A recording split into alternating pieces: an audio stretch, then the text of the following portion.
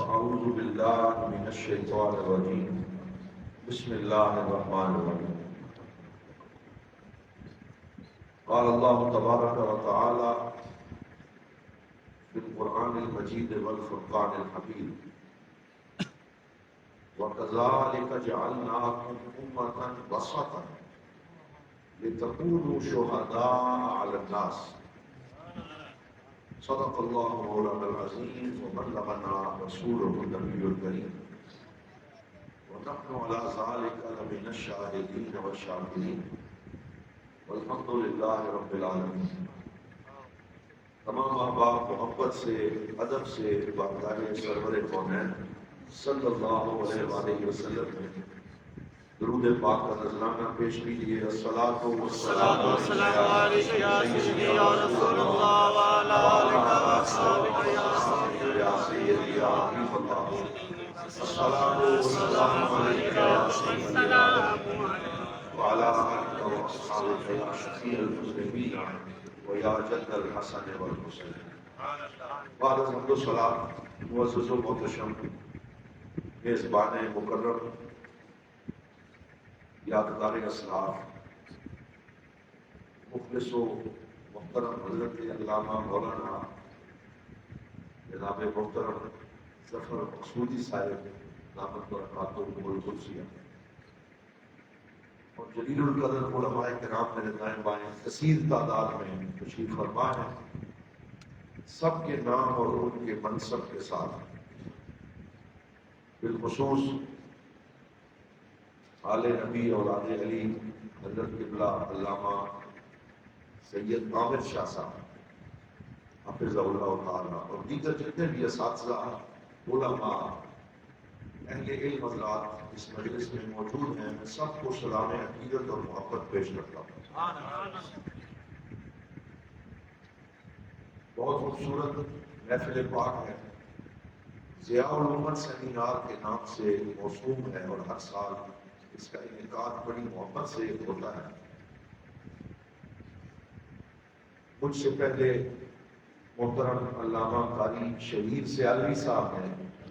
شہید الازہری صاحب چلیں یہ الازہری ہیں تو بہت بڑا اللہ تعالیٰ نے یہ لقب عطا کیا ہے. انہوں نے قرآن کی تلاوت کی اور ساتھ قرآن کی تلاوت کے ساتھ ساتھ نعت رسول مقبول پڑھی. تو جیسا کہ علامہ ظفر صاحب فرما رہے تھے کہ ہمارے ہاں آوازوں پہ اور لمبے سانس پہ زیادہ توجہ ہوتی ہے، فن پہ توجہ نہیں ہوتی. تو میں یہ سمجھتا ہوں کہ جس باریک بینی کے ساتھ انہوں نے قرآن پاک کی تلاوت کی ہے اس میں ترتیل بھی ہے، اس میں حدر بھی ہے، اس میں تدویر بھی ہے اور پھر اس میں مختلف قراءات کا پڑھنا اور اس کی مہارت. یہ آپ مبارکباد کے مستحق ہیں کہ اللہ نے آپ کو ایسا قاری قرآن عطا کیا.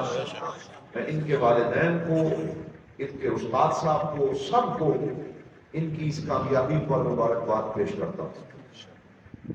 اہل سنت کہ ہمارے حلقوں میں اچھے قاری انقا ہو گئے، ملتے ہی نہیں ہیں.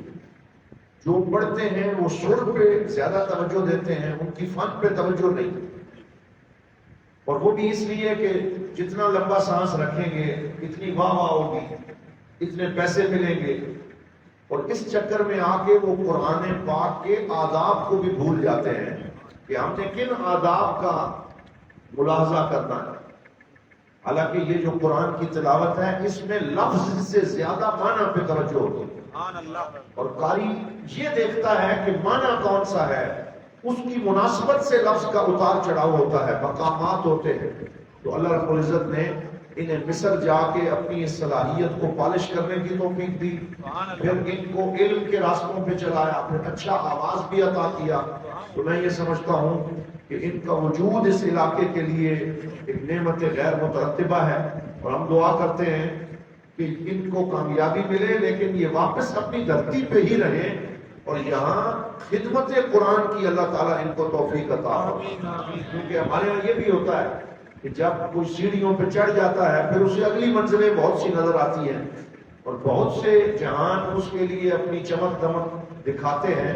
تو یہ دعا بھی ہم کرتے ہیں کہ اللہ کرے تو وہ جو قرآن حکیم کی آیت ہے کہ فلولا نفر من کل فرقۃ منہم طائفۃ لیتفقہوا فی الدین، آگے کیا ہے وَلْيُنذِرُوا قَوْمَهُمْ إِذَا رَجَعُوا إِلَيْهِمْ لَعَلَّهُمْ يَحْذَرُونَ۔ تو یہ اس پہ عمل کریں، واپس جیسے آئے ہیں یہ آتے رہیں، اور پھر یہاں اپنے استاد گرامی کی سرپرستی میں تجوید و قرات کے اوپر اتنی توجہ دیں کہ اس علاقے کے اندر قرآن کے قاری ایسے پیدا ہوں کہ جب وہ قرآن پڑھے اللہ بھی راضی ہو جائے، اللہ کا رسول بھی راضی ہو جائے۔ یہ ایک تو بڑی خوشخبری تھی، تو میں نے اس پہ ضروری سمجھا کہ اظہار خیال کیا جائے۔ اس کے بعد جو ابھی ہم نے سنا کہ دارالعلوم محمدیہ غوثیہ، یہ جو آپ کا ٹمبن کا ادارہ ہے، یہ کامیابی کی منزلیں طے کر رہا ہے، اور اس میں ماشاءاللہ علامہ محمد باقر صاحب یہ ان دنوں بیرا شریف میں دورہ حدیث پڑھ رہے ہیں، اللہ نے ان کو بھی بڑی صلاحیتوں سے مالا مال کیا ہے، اور ہم دعا کرتے ہیں کہ مستقبل میں اللہ انہیں مزید کامیابیاں عطا فرمائے۔ تو ابھی عالم عربی میں بھی پوزیشن حاصل کی ان کے ایک بچے نے، اسے بھی اور اس کے والدین کو بھی میں مبارکباد پیش کرتا ہوں، اور ہم دعا گو ہیں کہ اللہ کریم اس ادارے کو مزید ترقی اور عروج عطا فرمائے۔ اب میں اپنے موضوع کی طرف آتا ہوں، وقت مختصر ہے، اور آج میں نے جس حوالے سے قرآن کی آیت پڑھی ہے، میں یہ چاہتا ہوں کہ ہر دفعہ ہم حضرت ضیاء الامت رحمۃ اللہ تعالی علیہ کے جو آپ کا سیرت اور کردار ہے، شخصیت ہے، اس کے کسی ایک پہلو کو بیان کرتے ہیں، تو آج میں انشاءاللہ حضرت ضیاء الامت کا مسلک اعتدال اس کے اوپر چند گزارشات پیش کروں گا، کیونکہ اعتدال وہ وصف ہے جو سرکار دو عالم صلی اللہ علیہ وسلم کی سیرت کا بنیادی وصف ہے۔ اللہ رب العزت نے سرکار کی زندگی میں جو اعتدال عطا فرمایا وہ آپ کی سیرت کا حسن ہے، اور اللہ نے ہمیں بھی معتدل امت بنایا، وہ فرمایا وَكَذَلِكَ جَعَلْنَاكُمْ أُمَّةً وَسَطًا، ہم نے تم کو امت وسط بنایا۔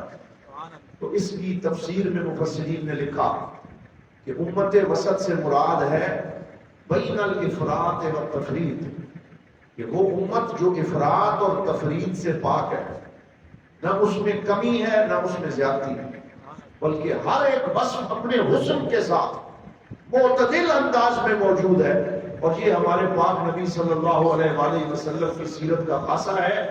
آپ کی ازدواجی زندگی ہو، معاشرتی زندگی ہو، دینی ذمہ داریوں کا طریقہ ہو، فوجی اعتبار سے رہنمائی ہو، میرے پاک نبی کہہ لیجئے صلی اللہ علیہ وآلہ وسلم کی زندگی میں ہمیں جو حسن و جمال نظر آتا ہے اس کا ایک بہت بڑا سبب اعتدال ہے کہ آپ نے کبھی بھی اس کو اس سے افراط و تفریط میں کسی معاملے کو نہیں جانے دیا۔ سنن ترمذی اور صحیح ہیں کی مشہور روایت ہے کہ 3-4 افراد نئے نئے مسلمان ہوئے، اور وہ آئے مسجد نبوی میں حضور کی زیارت کے لیے، تو آپ اس وقت موجود نہیں تھے، تو حضرت سیدہ عائشہ صدیقہ رضی اللہ تعالی عنہا سے پردے کے پیچھے انہوں نے بات کی، کھڑے ہو کے کہنے لگے ہم رسول اللہ سے ملنے آئے ہیں، اور راستے میں ہم نے آتے ہوئے یہ باتیں سنی ہیں، اور کہ سرکار دو عالم صلی اللہ علیہ وسلم کتنی عبادت کرتے ہیں اور کتنے روزے رکھتے ہیں، تو ان میں سے ایک نے کہا اما انا فاصوم ولا افطر، کہ میں اب حضور کا کلمہ پڑھا ہے تو میں نے یہ وعدہ کیا ہے کہ میں روزے رکھوں گا اور کبھی بھی افطار نہیں کروں گا، میں نے کوئی افطار جو ہے وہ کھانا پینا یہ نہیں کرنا، میں نے روزے رکھنا۔ دوسرے نے کہا اما انا فاصلی ولا انام، کہ جہاں تک میرا تعلق ہے میں نے ساری رات نفل پڑھنے، میں نے سونا نہیں۔ اور تیسرے نے کہا اما انا فلا اتزوج النساء، تو جہاں تک میرا تعلق ہے میں نے شادی نہیں کرنا، میں نے اپنی زندگی کو دین کے لیے وقف کر دیا۔ تو یہ اپنی من مانی اسلام کی تعریفیں وہ کرتے رہے، کسی نے کہا میں ساری رات جاگوں گا، کسی نے کہا میں سارا دن روزہ رکھوں گا، کسی نے کہا میں شادی نہیں کروں گا۔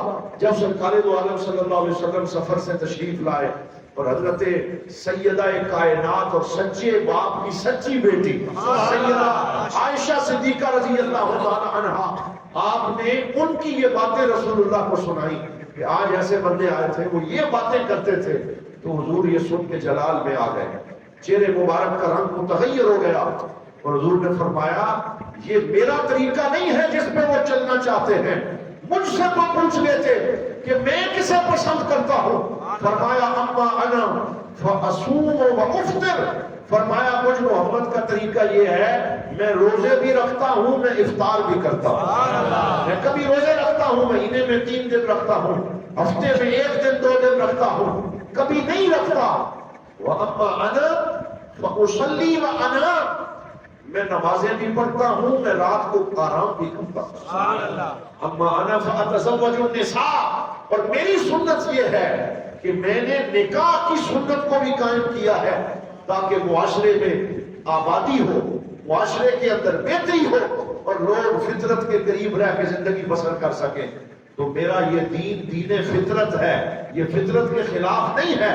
تو سرکار دو عالم صلی اللہ علیہ وسلم نے یہ اعتدال کا درس دیا. یہ میرے پاک نبی صلی اللہ علیہ وسلم کی زندگی کا گہرا وصف ہے کہ آپ جس بندے کو دیکھتے کہ وہ اعتدال سے نکل رہا ہے اور اپنے اوپر خواہ مخواہ زیادہ ذمہ داریاں ڈال رہا ہے, اپنے آپ کو تکلف میں مبتلا کر رہا ہے, تو آپ اس کی سرزنش فرماتے اور اسے فرماتے عبادت کرو, ان لنفسک علیک حق وَإِنَّ لِزَوْجِكَ عَلَيْكَ حَقٍّ وَإِنَّ لِأَهْلِكَ عَلَيْكَ حَقٍّ. حضور فرماتے تیرے اہل خانہ کا تیرے اوپر حق ہے, تیرے بچوں کا حق ہے, تیرے تمام معاشرے والوں کا حق ہے, اور میرا امتی پیارا وہ ہے جو سب کے حقوق ادا کرتا ہے. میں اس سے پیار بھی کرتا ہوں اور اس کو نگاہ رحمت سے بھی نوازتا ہوں. تو یہ وہ اعتدال کا قاعدہ ہے جو سرکار دو عالم صلی اللہ علیہ وسلم نے ہمیں عطا فرمایا. زمانہ گزرنے کے ساتھ ساتھ ہر زمانے میں علماء آتے رہے, لیکن جو منہج رسالت معاب صلی اللہ علیہ وسلم اور حضور کے طریقے پر رہے انہی کو علماء ربانیین کہا جاتا ہے, جنہوں نے سرکار کے طریقے کے مطابق زندگی گزاری. جب ہم حضرت ضیاء الحق, نباز عصر, مفکر اسلام, مفسر قرآن, عظیم عالم دین اور ولی کامل حضرت پیر محمد کرم شاہ الازہری رحمت اللہ علیہ کی زندگی دیکھتے ہیں تو ہمیں ہر معاملے میں وہ سرکار دو عالم کے نقش قدم پہ چلتے ہوئے نظر آتے ہیں. ان کی زندگی میں اعتدال ہے, میانہ روی ہے, وہ کسی افراط و تفرید کا نہ خود شکار ہوتے ہیں نہ اپنے طلباء اور اپنے مریدین کو ہونے دیتے ہیں. تو اس میں سے آج میں چند باتیں آپ کے سامنے رکھتا ہوں. ان کے اعتدال کا عالم یہ ہے کہ ایک دفعہ ڈاکٹر محمود غازی صاحب ڈیرہ شریف آئے جب حضرت ضیاء الحق کا وصال ہوا, انہوں نے پہلے عرس میں خطاب کیا. وہ بھی بڑے عالم تھے, کافی انہوں نے کتابیں لکھی ہیں, اگرچہ مسلکی طور پہ اپنا ایک وہ الگ مزاج رکھتے تھے لیکن بہرحال ایک عالم آدمی تھے. تو انہوں نے حضرت ضیاء الحق رحمۃ اللہ تعالی علیہ کی شخصیت میں بات کرتے ہوئے فرمایا کہ میں نے بڑے بڑے لوگ دیکھے ہیں لیکن پیر کرم شاہ صاحب کی زندگی میں 2 وصف ایسے ہیں جو مجھے کہیں اور نظر نہیں آتے. ایک ان کی شخصیت میں جامعیت تھی اور دوسرا اس جامعیت میں توازن تھا. اب یہ 2 وصف بڑے قیمتی. شخصیت میں جامعیت ہونے سے مراد یہ ہے کہ کوئی بندہ ہمیں یک رخا نظر آتا ہے کہ اس کو صرف اور صرف کسی ایک شے سے پیار ہے, دوسری چیزوں سے وہ خالی ہے. کوئی فقیہ ہے تو وہ محدث نہیں, کوئی محدث ہے تو وہ صوفی نہیں, کوئی صوفی ہے تو اس کو شریعت کا علم نہیں. تو ہر بندے نے اپنے لیے کوئی ایک تخصص چن رکھا ہے, وہ اسی میں آگے چلتا چلا جاتا ہے.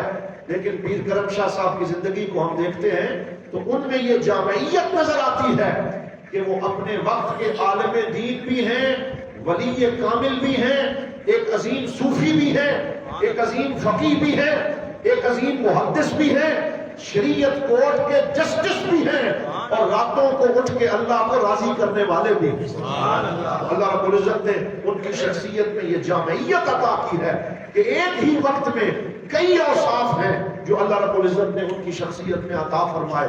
اور یہ چیز جو ہے وہ ہر ایک بندے میں نہیں ہوتی.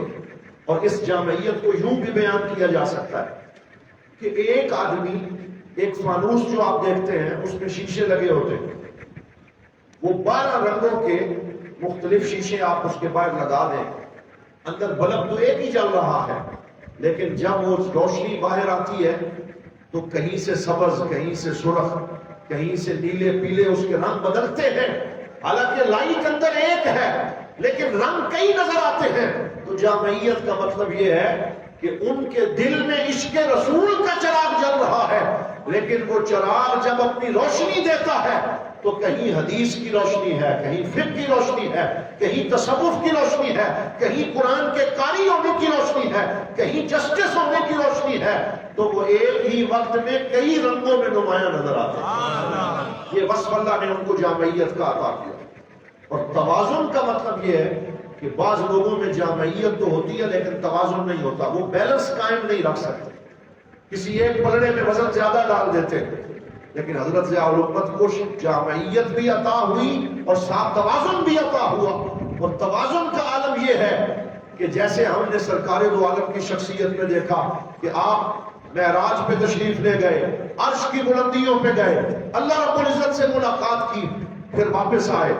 جب اگلی صبح واپس آئے تو ایک یہودی کے گھر میں ملازمت کرنے والے چھوٹے سے بچے کی سفارش کرنے کے لیے کہ وہ دودھ لینے گیا، وہ اس سے گر گیا، اور سرکار دو عالم صلی اللہ علیہ وسلم نے اسے روتے ہوئے دیکھا اور آپ نے فرمایا بیٹا کیوں روتے ہو؟ وہ کہنے لگا میرا یہودی مالک ہے، اس کا یہ دودھ میں لینے جا رہا تھا، مجھ سے گر گیا، اب وہ مجھے مارے گا۔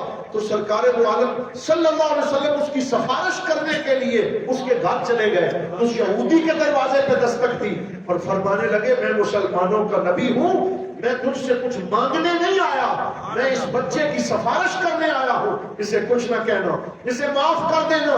وہ اندر گیا، غسل کر کے واپس آیا اور کہنے لگا مجھے بھی کلمہ طیبہ پڑھا کے اسلام میں داخل کیا۔ کیوں؟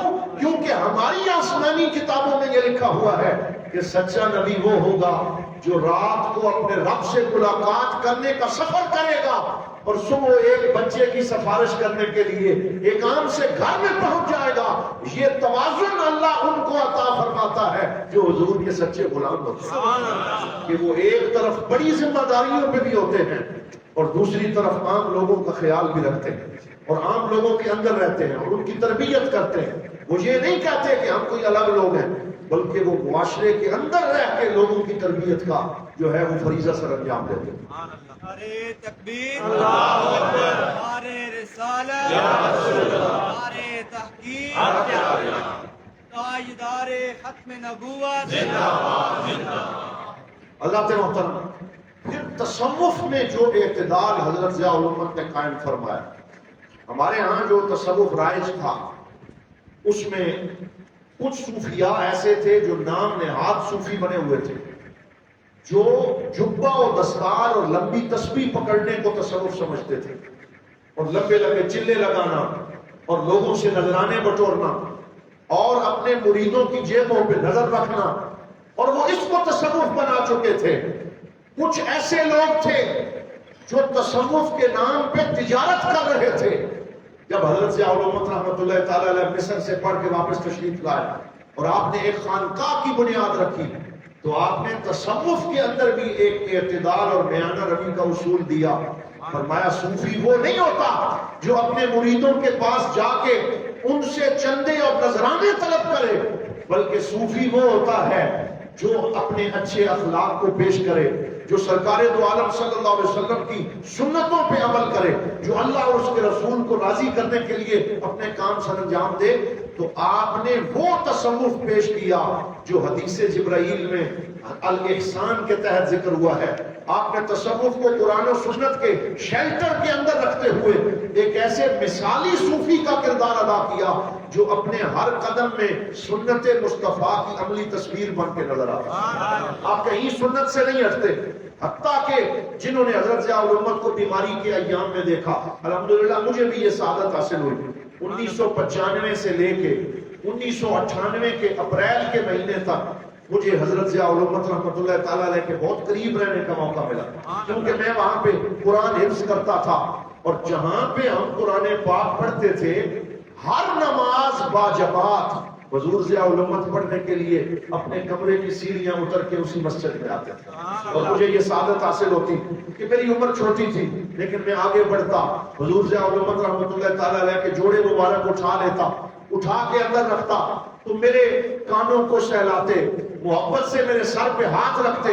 اور میں یہ اس بات پہ حیران ہوں کہ جو سنت میں جو ہم نے پڑھا تھا کہ سرکار دو عالم کو اپنے سلام تمام غلاموں کے نام یاد تھے, اپنے صحابہ کو نام لے کے پکارتے تھے. اور حضور نے فرمایا جب کوئی کسی کو سلام کرتا ہے اور اس کو اس کا نام لے کے پکارتا ہے تو اس کی محبت اس کے دل میں پیدا ہو جاتی ہے. جیسا کہ حضور صلی اللہ علیہ وسلم جب طائف میں گئے, پتھر مارے گئے, وہاں سے واپس آ رہے تھے, لہو لہان تھے, آپ کے نالین مبارک آپ کے پاکیزہ خون سے بھرے ہوئے تھے, تو آپ ایک انگوروں کے باغ میں گئے, وہاں بیٹھے, تھوڑی دیر ایک درخت کے سائے میں بیٹھے, تو ایک یمنی غلام آیا جس کا نام تھا عداس. اور یہ کیا نام تھا؟ عباس. تو حضور نے اس کا نام پوچھا, پھر بار بار اس کو اس کا نام لے کے کہا, یا اخی عباس, اے میرے بھائی عباس, تو کہاں کا رہنے والا ہے؟ وہ کہنے لگا میں یمن سے آیا ہوں. اچھا, تو میرے بھائی یونس علیہ السلام کے علاقے سے آیا ہے. تو وہ کہنے لگا آپ کو یونس کا کیسے پتا چلا؟ اس کو تو یہاں ان کو تو کوئی بھی نہیں جانتا, وہ اللہ کے سچے نبی ہیں. فرمایا اللہ نے مجھے آخری نبی بنا کے مانوس کیا, اور مجھے حضرت یونس کا پتہ ہے, تو وہ مانوس ہو گیا. اور پھر آپ کے اوپر اس نے وہیں پہ کلمہ پڑھا اور آپ کے قدموں میں حاضر ہو گیا. تو میں نے حضرت ضیاء کی شخصیت میں یہ بات دیکھی کہ حضور کی سیرت پہ عمل کرتے ہوئے جو شعبہ حفظ کے بچے بھی وہاں پڑھتے تھے, ہر ایک کو پیر صاحب اس کا نام لے کے پکارا. ایک وقت کا جسٹس ہے شریعت کورٹ میں پڑھانے, فیصلے کرنے والا, بخاری کا درس دینے والا, قرآن کی تفسیر لکھنے والے عظیم عالم دین, اور چھوٹے چھوٹے بچوں کو بھی نام لے کے پکارے, یہ ان کی عظمت کی بات ہے. تو اس دوران ہم نے حضور ضیاء الرحمت رحمۃ اللہ تعالی علیہ کا یہ بھی منظر دیکھا کہ جب آپ اپنے کمرے سے نماز کے لیے اٹھنا چاہتے تو آخری سال میں اتنی علالت ہو گئی کہ اٹھ نہ سکتے, تو دو خدام کی ڈیوٹی لگائی. وہ ایسے کندھوں سے پکڑتے اور پکڑ کے آپ کو سیڑھیاں اتارتے, پھر ایسے پکڑ کے مسجد لے کے آتے. بیماری کی حالت میں بھی نماز با جماعت ادا کرنے کے لیے پہلی صف میں تشریف لاتے اور جماعت کے ساتھ نماز پڑھتے.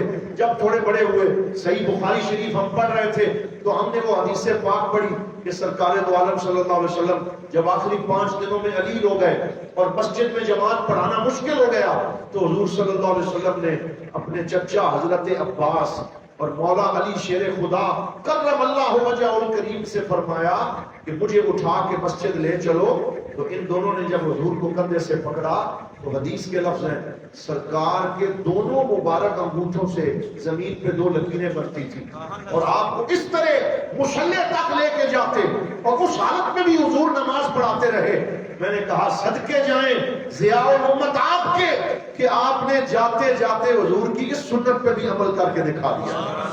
یہ توازن ان کی زندگی میں ہے, یہ سیرت النبی صلی اللہ علیہ وسلم پہ عمل ان کی زندگی میں ہے کہ جب ان کے زمانے میں بہت سارے وہ خانقاہوں کے لوگ جنہوں نے پڑھنا پڑھانا چھوڑ دیا, علم پڑھنا چھوڑ دیا, حضرت ضیاء الامت رحمۃ اللہ تعالی علیہ نے ان کو اپنی شخصیت سے یہ سبق دیا کہ پیر وہ نہیں ہوتا جو صرف مصلی پہ بیٹھ کے وظیفہ کرے, پیر وہ ہوتا ہے جو دین کا عالم ہو, پیر وہ ہوتا ہے جو حدیث پاک پڑھنے پڑھانے والا ہو. یہی وجہ ہے جب آپ نے سیرت ضیاء النبی شریف لکھی 7 جلدوں میں حضور صلی اللہ علیہ وآلہ وسلم کی اس سیرت کو مرتب کیا, تو اس میں آپ نے جب وہ چھپنے کے لیے پریس میں جا رہی تھی تو آپ نے خود اپنا نام لکھا پیر محمد کرم شاہ الازہری.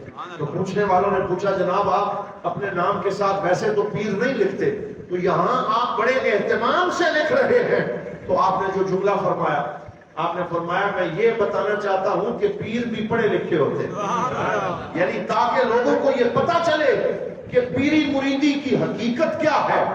پیری مریدی یہ ہے, وہ علامہ اقبال نے کہا تھا تو نے پوچھی ہے امامت کی حقیقت مجھ سے, حق تجھے میری طرح صاحب اسرار کرے, ہے وہی تیرے زمانے کا امام برحق جو تجھے حاضر و موجود سے بیزار کرے, موت کے آئینے میں دکھلا کر رخ دوست زندگی تیرے لیے اور بھی دشوار کرے.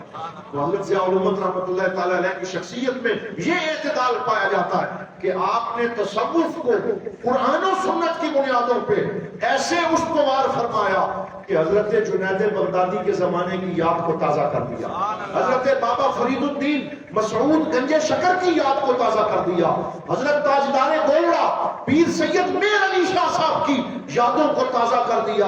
اور ایک دفعہ پھر لوگوں نے دیکھا کہ ایک پیر ہے، ایک عالم دین ہے جو بیک وقت مفسر قرآن بھی ہے، سیرت نگار بھی ہے، دارالعلوم کا پرنسپل بھی ہے، اور اس کے ساتھ ساتھ اپنے مریدین کی تربیت فرمانے والا ہے۔ تو آپ نے پھر جو کتابیں لکھی اس میں ضیاء القرآن کو آپ پڑھ لیں، 5 جلدوں میں قرآن کی وہ تفسیر ہے۔ جتنے دوست یہاں بیٹھے ہیں میں ان سے یہ کہنا چاہوں گا کہ ہم ویسے ہی پیر صاحب کی تعریف نہیں کر رہے، ضیاء القرآن لے کے آئیں، اس کو پڑھیں، آپ کو خود پتا چلے گا کہ قرآن سمجھنے سمجھانے کے لیے جو طریقہ پیر کرم شاہ صاحب نے استعمال کیا ہے کہ قرآن کو پڑھنے اور سمجھنے کے لیے آسان بنا دیا، اور اس میں آپ نے قرآن حکیم کے حوالے سے اتنی محنت فرمائی۔ مجھے میرے استاد گرامی حضرت شیخ الحدیث علامہ عبدالرزاق صدیقی صاحب ایک دن بتانے لگے کہ یہ نہ سمجھیں کہ پیر صاحب ایسے قلم چلاتے تھے تو فوراً ضیاء القرآن لکھی جاتی تھی۔ فرمانے لگے کیبن تھا، اور اس کیبن کے اندر بیٹھ کے آپ ضیاء القرآن لکھتے تھے، اور یہ وہ کیبن ہے جس میں بیٹھے ہوئے کئی دفعہ آپ کو سرکار دو عالم کا دیدار نصیب ہوا، حضور نبی رحمت کا جلوہ نصیب ہوا، وہ ایک الگ باب ہے، آپ اس کا اظہار نہیں کرتے تھے، اور یہ بھی اعتدال کا طریقہ تھا۔ آپ فرماتے تھے صوفی وہ نہیں ہوتا جو اپنی کرامتوں کے اشتہار لگائے اور لوگوں کو بتائے کہ مجھے یہ کرامت ملی ہے، جو کچھ تھا اسے چھپا کے رکھتے، اس کا اظہار نہیں کرتے تھے، لیکن اس کے باوجود کچھ چیزیں زمانے کے سامنے آ گئی۔ تو مجھے استاد بتانے لگے کہ ہم صبح جب حدیث کا سبق پڑھنے کے لیے جاتے تھے تو ہم دیکھتے کہ پیر صاحب بیٹھ کے لکھ رہے ہیں، اور ضیاء القرآن کا ایک صفحہ لکھا، یہ میں طلباء کے لیے خاص طور پہ بات کر رہا ہوں کہ ضیاء القرآن کا ایک صفحہ لکھا تو وہ پسند نہیں آیا کہ ابھی میں یاد پورا نہیں ہوا، تو اس کو لپیٹ کے رکھ دیا، پھر دوبارہ لکھا، پھر میں یاد پہ پورا نہیں اترا، پھر رکھ دیا۔ کئی دفعہ ایسے ہوا کہ ایک صفحے کو 13 بار ریپیٹ کیا، پھر جا کے اس معیار پہ پہنچا کہ آج ضیاء القرآن کو وہ مقام حاصل ہے کہ بلا امتیاز مذہب و مسلک ہر لائبریری میں، ہر کتب خانے میں آپ کو کچھ اور ملے نہ ملے، ضیاء القرآن شریف ضرور نظر آ جائے، کیونکہ اس میں آپ نے یہ اعتدال، یہ پہلے میں یہ بات مکمل کر لوں پھر میں اعتدال کی طرف آتا ہوں کہ آپ ایک شعر اکثر پڑھا کرتے تھے، میرے جتنے طلباء دوست یہاں بیٹھے ہیں یہ اس کو یاد کر لیں۔ حضرت ضیاء الامت علامہ اقبال کو بہت پسند کرتے تھے۔ آپ نے اپنی زندگی کے آخری ایام میں جو انٹرویو دیا اس میں آپ نے فرمایا کہ میری زندگی میں کئی مسائل علمی ایسے آئے جو کئی کتابیں پڑھنے سے حل نہیں ہوئے، علامہ اقبال کے ایک شعر سے حل ہو گئے۔ قلندر لاہوری حکیم الامت عاشق رسول علامہ محمد اقبال کے کلام سے آپ کو محبت تھی اور آپ کو پڑھتے بھی تھے اور پڑھاتے بھی تھے، تو ایک شعر علامہ کا ایسا ہے جو حضرت ضیاء الامت اپنے طلباء کو بار بار پڑھ کے سناتے ہیں، اور وہ ہے حیات اپنے لہو کی ہے، شباب اپنے لہو کی آگ میں جلنے کا نام، یعنی ہے شباب اپنے لہو کی آگ میں جلنے کا نام، سخت کوشی سے ہے تلخ زندگانی ہنگمی۔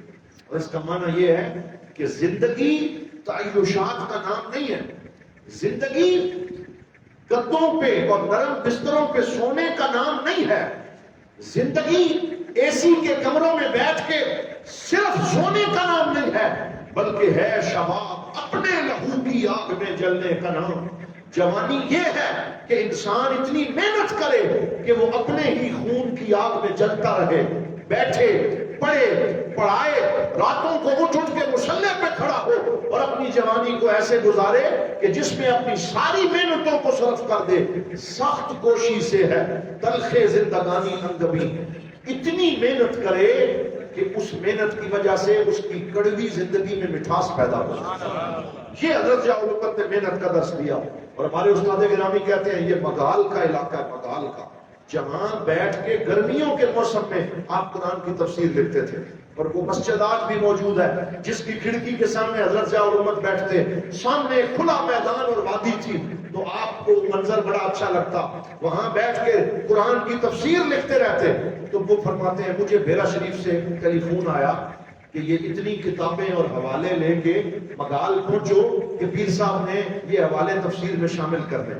تو جب میں وہاں پہ پہنچا اور میں نے وہ حوالہ جات پیش کرنے کے لیے مسجد میں داخل ہوا, تو میں نے دیکھا کہ پیر صاحب کسی عربی تفسیر کے مطالعے میں مگن ہیں اور انہیں کوئی ہوش نہیں ہے کہ مسجد میں کون آیا ہے کون گیا ہے. تو میں پیچھے بیٹھ گیا کہ جب میری طرف نگاہ کریں گے تو میں سلام کروں گا اور میں کتابیں پیش کروں گا. لیکن کافی دیر گزر گئی, آپ نے کتاب سے نگاہ اٹھا کے مجھے نہ دیکھا اور میں انتظار کرتا رہا. پھر میں نے عجیب منظر دیکھا کہ عربی کی تفسیر سامنے کھلی ہے اور پیر کرم شاہ صاحب اس کے مطالعے میں منہمک ہیں, انہیں زندگی اور کسی شے کا کوئی ہوش نہیں.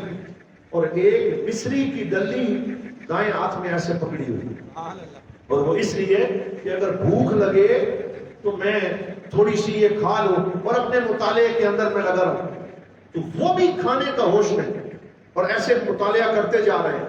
اور چیونٹیاں آئی ہیں, وہ یہاں سے چڑھی ہیں اور اپنے بازو پہ راستہ بناتے ہوئے اس مصری کی ڈلی سے اپنا حصہ لے رہے ہیں اور انہیں کوئی پتہ نہیں, چیونٹیاں اپنا کام کر رہی ہیں.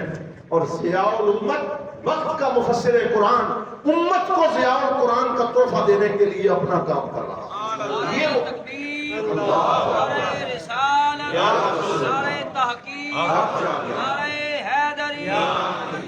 ملت کی ضیاء, دین و ملت کی ضیاء, الاسلام. حضرات محترم, میں روٹین سے ہٹ کے آج کچھ باتیں کر رہا ہوں, لیکن یہ ضروری ہے اور ان کو سمجھنا ضروری ہے کہ ہمارے طلباء کو کیسی محنت کرنی چاہیے, مطالعے میں کتنا انہماک چاہیے. آج یوٹیوب اور فیس بک اور ٹویٹر کا یہ دور ہے جس میں ہمارے علماء بھی جب کہیں گفتگو کرنی ہوتی ہے تو اکثر ہمارے ملک میں اب یہ کیفیت ہو چکی ہے, ہم سب اس کا شکار ہوتے چلے جا رہے ہیں. کتابیں کھولتے نہیں, مطالعہ کرتے نہیں, صرف اور صرف یوٹیوب یا فیس بک سے کسی کا کوئی خطبہ سنا اور وہی سنا دیا اور ریپیٹ کر دیا. اور کاپی پیسٹ کا ایک ایسا دور ہے جس میں کسی کو پڑھنے کی کوئی فرصت نہیں. اور اب یہ کیفیت ہے کہ اس چیز کو بھی چیٹ جی پی ٹی نے ریپلیس کر دیا کہ اب جو بولنا ہے وہ سیدھا چیٹ جی پی ٹی سے پوچھو, اے آئی سے پوچھو کہ یہ جناب فلاں موضوع پہ آپ کی کیا رہنمائی. تو اے آئی ادھر ادھر سے سارا مواد جوڑ کے بھیج رہی ہے اور لوگ اسی کے اوپر اعتبار کرتے ہوئے بیان کر رہے ہیں. اس کا خطرہ یہ ہے کہ جب ہمارے علماء نے اور ان لوگوں نے کسی چیٹ جی پی ٹی کو اپنا استاد مان لیا تو کل یہی چیٹ جی پی ٹی دین کے نام پہ غلط مسئلے ہمیں بتائے گی. اور ہم, کیونکہ یہ یہود کے کنٹرول میں ہے میڈیا, اور وہ جو چاہیں گے اس کو بدلیں گے اور خود بدلتے نہیں قرآن کو بدل دیتے ہیں. وہ کس درجہ فقیہان حرم بے توفیق. یہ وقت کا چیلنج ہے کہ ہم لوگوں نے مطالعہ چھوڑ کے ان متبادل چیزوں کی طرف جا رہے ہیں. آئیں میں حضرت ضیاء الحق رحمۃ اللہ تعالی علیہ کا ایک اور وصف آپ کے سامنے بیان کروں کہ آپ کی تفسیر ضیاء القرآن پڑھیں ذرا. اس کا وصف یہ ہے, آپ نے یہ تفسیر لکھی 1960 میں اور یہ کب 1950 اور 60 کے عرصے میں یہ کام شروع کیا. یہ وہ زمانہ تھا جس میں تفسیر لکھنے کا سٹائل یہ تھا کہ جس نے تفسیر لکھنی ہے اس نے اپنے سے پہلے کچھ مفسرین کا رد کرنا ہے, کچھ کے اوپر تنقید کرنی ہے, کچھ اپنا علمی روپ جھاڑنا ہے, کوئی ایسی بات لکھنی ہے کہ جس سے پتا چلے کہ یہ لکھنے والا جو ہے یہ باقیوں سے نویکلا ہے اور اس نے کوئی الگ بات کی ہے. یہ سٹائل تھا کہ دو چار بندوں کے اوپر تنقید ہو, دو چار کا رد ہو, دو چار سے مناظرہ کیا جائے, پھر وہ تفسیر مشہور ہوتی تھی. حضرت ضیاء الحق نے مسلک کے اعتدال کو تھامتے ہوئے جب قرآن کی تفسیر لکھنی شروع کی, آپ نے فرمایا میں توڑنے نہیں آیا, میں ٹوٹے ہوئوں کو جوڑنے آیا. میں لوگوں کو تنقید کے تیر برسانے نہیں آیا, میں لوگوں کے دلوں کو توڑنے نہیں آیا, میں نفرت پھیلانے نہیں آیا, بلکہ میں نے اپنے قلم سے محبت کو فروغ دینا ہے. تو آپ نے ایک ایسی تفسیر لکھی جس میں اپنے سے پہلے تمام علماء کی محنت کو شامل کیا. جب آپ ضیاء القرآن کی کسی آیت کی تفسیر پڑھتے ہیں تو پیر کرم شاہ صاحب مفسرین کی لائن میں کوئی اکیلے مفسر آپ کو نظر نہیں آئیں گے، بلکہ وہ ہمارے رضا الدین صدیقی صاحب کہتے تھے کہ جب بھی انہوں نے تفسیر کی ہے تو ایسے لگتا ہے کہ پوری امت کے علماء ان کے پیچھے کھڑے ہیں اور وہ ان کی نمائندگی کر رہے ہیں. فرماتے ہیں امام جلال الدین سیوطی نے یہ فرمایا، ابن حجر اسقلانی نے یہ فرمایا، ملا بدر الدین عینی نے یہ فرمایا، تفسیر روح البیان میں یہ لکھا ہے، تفسیر آلوسی میں یہ لکھا ہے. تو جب وہ تفسیر پیش کرتے ہیں تو ایسے نہیں لگتا کہ وہ امت سے الگ تھلگ ہیں، بلکہ ایسے لگتا ہے کہ وہ پیر کرم شاہ پوری امت کا نمائندہ بن کے سامنے آ رہا ہے. تو اس چیز کی ضرورت ہے کہ اپنے سے پہلے مفسرین، علماء، فقہا، ان کے کام کو تسلیم کیا جائے، ان کے کام کو سلام عقیدت اور محبت پیش کیا جائے. مجھے ایک اور جملہ بڑا اچھا لگتا ہے، وہ بھی میں آج آپ کی نظر کر رہا ہوں. یہ بھی علامہ رضا الدین صدیقی صاحب رحمۃ اللہ علیہ بیان کیا کرتے تھے. آپ فرماتے تھے کہ ڈاکٹر برہان احمد فاروقی کہتے ہیں کہ بندہ امت سے، بندہ رسول اللہ سے جڑے تو امت بنتا ہے. بولیے، ہم رسول اللہ سے جڑے تو امت بنتے ہیں، اور رسول اللہ سے نیچے کہیں جڑے تو فرقہ بنتے ہیں. یہ بڑا سمجھنے والا جملہ ہے. یعنی اگر رسول اللہ سے جڑیں گے تو امت بنے گی، اور اگر حضور کو چھوڑ کے کہیں اور اپنی وفاداریوں کا مرکز بنائیں گے تو ہم امت نہیں بنیں گے، ہم فرقہ بنیں گے.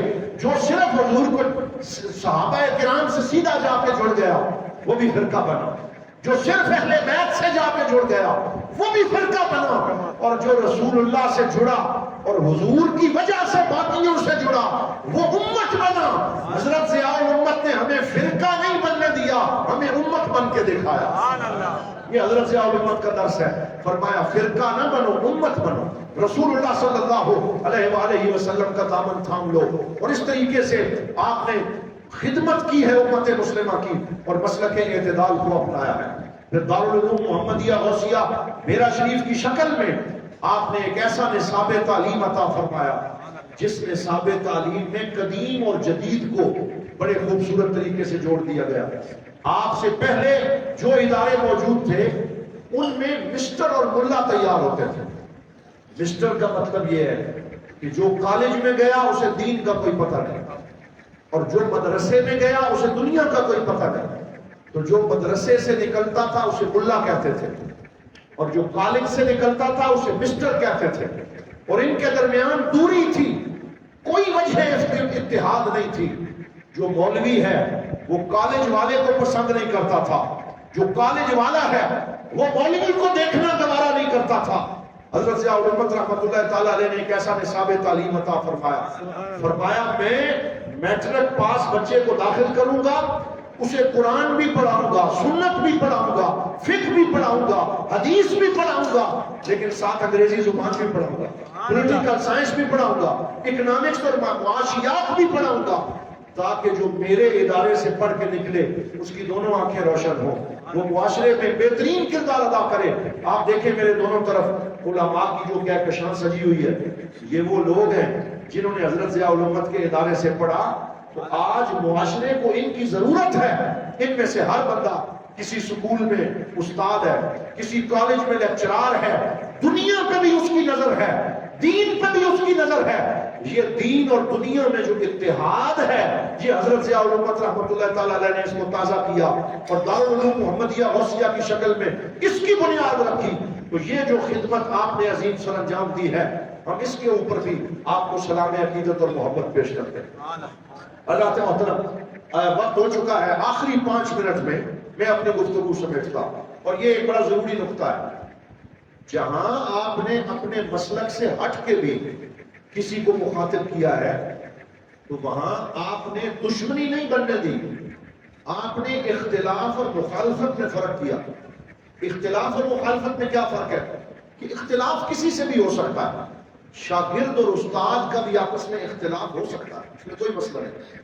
آپ دیکھیں کہ حضرت امام اعظم ابو حنیفہ جو ہمارے امام ہیں، ان کے 2 شاگرد تھے، امام ابو یوسف اور امام محمد، جن کو صاحبین کہا جاتا ہے.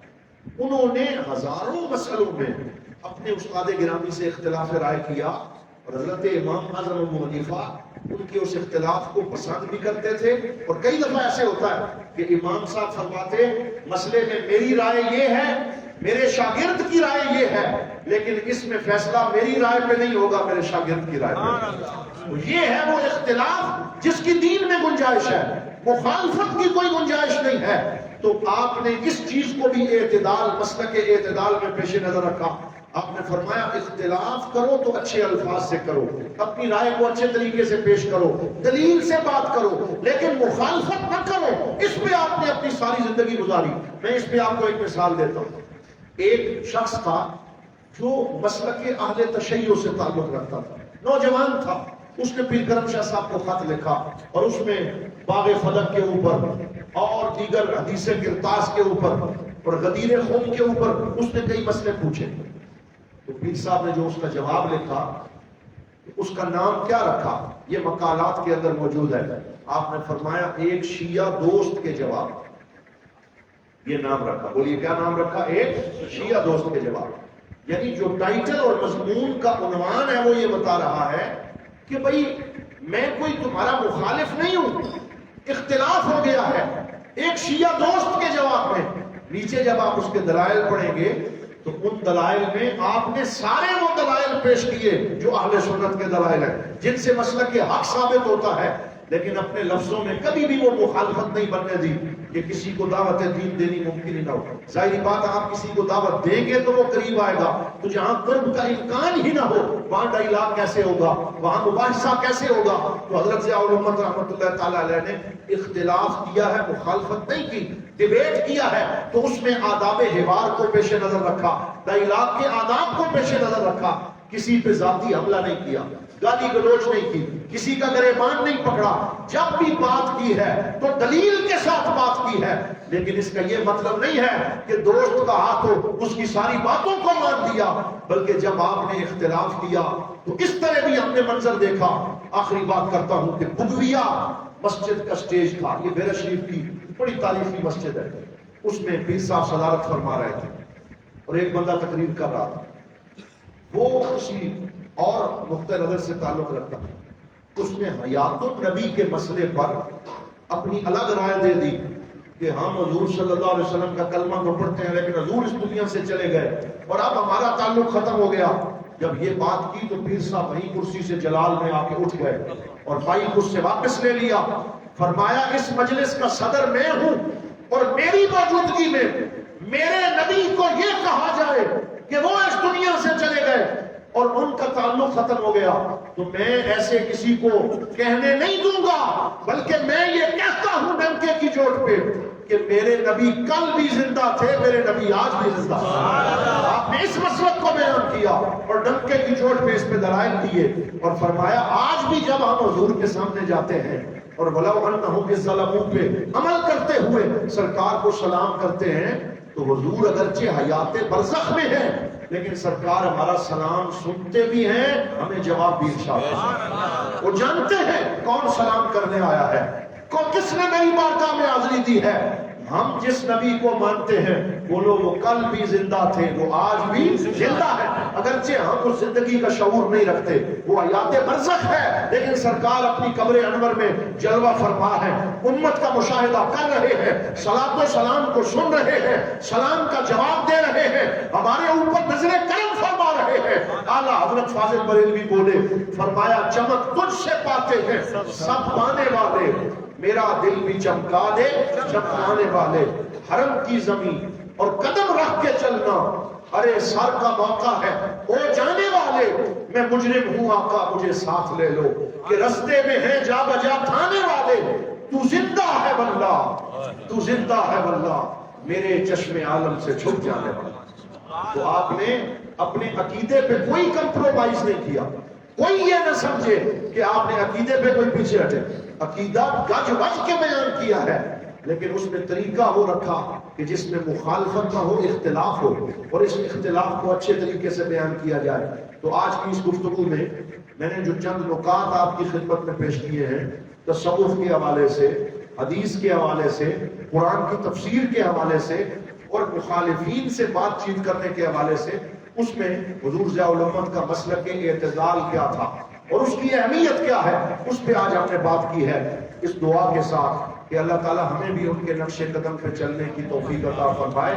اور آخر میں آپ کو یہ دعوت دینا چاہوں گا کہ انشاءاللہ 18، 19، 20 محرم 19-20 محرم کو مرکزی محافل پاک ہوتی ہیں، اور علامہ ظفر عباس مقصودی صاحب ہر سال 11 محرم کو اسی لیے ضیاء الامت سیمینار رکھتے ہیں کہ عرس پاک کی دعوت بھی دے دی جائے۔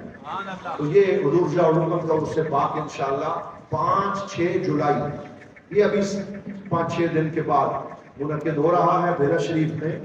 پورے ملک سے جید علماء اس میں شرکت کریں گے، اور اس دفعہ مصر سے ایک بہت بڑے عالم دین شیخ محمد عبد الرحیم البیومی، جو بہت بڑے محدث ہیں، عالم دین ہیں، وہ تشریف لا رہے ہیں، اور نائجیریا سے ایک بہت بڑے محدث شیخ محمد ابراہیم المقری حفظ اللہ تعالیٰ، وہ تشریف لا رہے ہیں۔ تو آئیں اور علماء کی زیارت بھی کریں، ان کی گفتگو بھی سنیں، اور حضرت ضیاء الامت کے عرس پاک میں شرکت فرما کر ثواب دارین حاصل کریں۔